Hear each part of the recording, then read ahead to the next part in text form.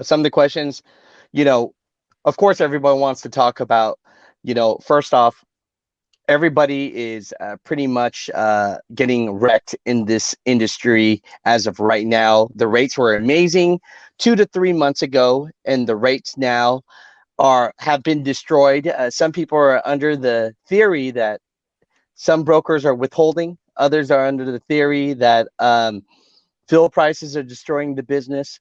But overall, most people are struggling right now with one truck. Uh, Greg, you're a great friend. You're a mentor to me. How many trucks do you have under your fleet personally?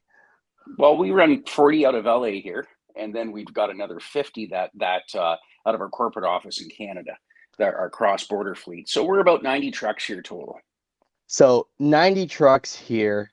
And, you don't mind me disclosing that you are a part owner of this business. That's okay? No, no, absolutely. There's Okay. four of us that own Liberty Line Haul and been in business since 1987. In 1997 is when we opened up our small sales office in LA. And then when I moved out here from Canada in 2000, that's when we started to become a real trucking company here in LA by starting to get trucks on the road, find some great drivers, and that's how we built the place from the ground up.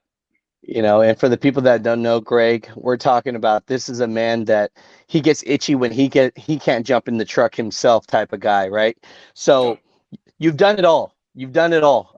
You everything a part of the business, you've done it all. So for the ones real quick that are struggling really badly right now, any advice for them to just sustain and get through these tough times? it's all about the relationships. It's if you're working on the spot market and you weren't holding a couple of good, there are good brokers out there. There's good and bad. But if you didn't hold a couple of those relationships tight and you're just relying on load boards, you're having one heck of a time. I just can't get over how fuel went one way, pricing went the other.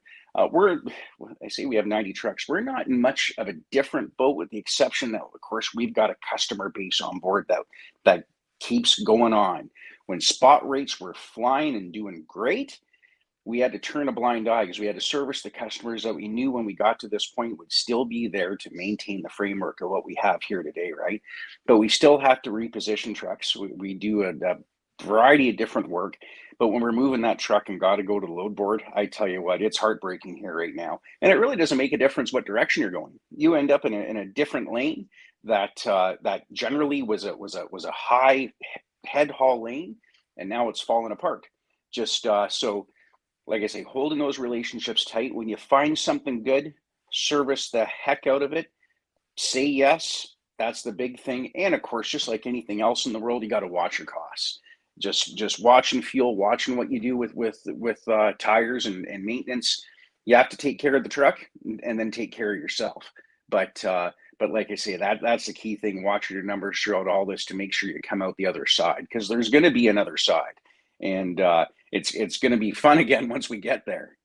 No, I hear you. No, thanks for that quick tip, brother. A lot of times I think people they looked at the spot market and they go, "Man, I have these customers that I should be working with, but they're not paying what these spot market rates are paying right now." And then they leave their direct shippers alone.